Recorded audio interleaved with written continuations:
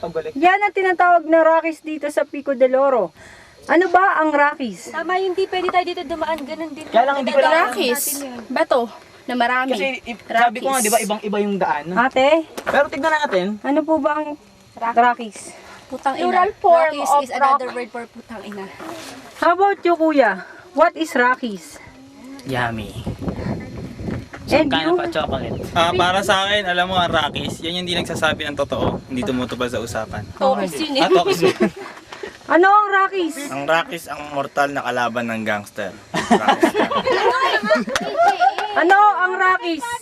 Rockies is Baki?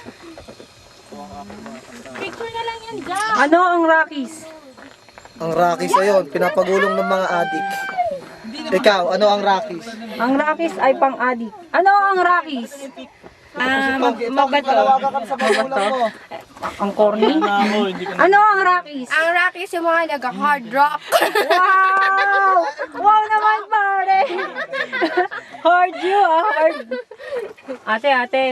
Ano ang Rockies? Alam mo sa Ba to? Hoy, balakbakan para kay Ate Julie! Kumanta tayo! Palakpakan tayo kay Julie! Para kay Julie! Para kay Julie! tayo para kay Julie. Daphne, yan ay Rockies.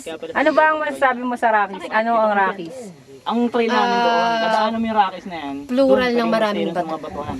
Generic, sa likod niya may rope nakita. Ikaw, ate. Yun ang Rockies. Ano ang Rockies? Tapos pero ito pa rin yung picture. Saan ang aking jacket? Stig. Stig. Wow! Kaya lang, akit ka ulit. Pwede nga tayong dumaan dyan, kaya lang. Picture naman tayo. Ano? Sabi mo? May sili.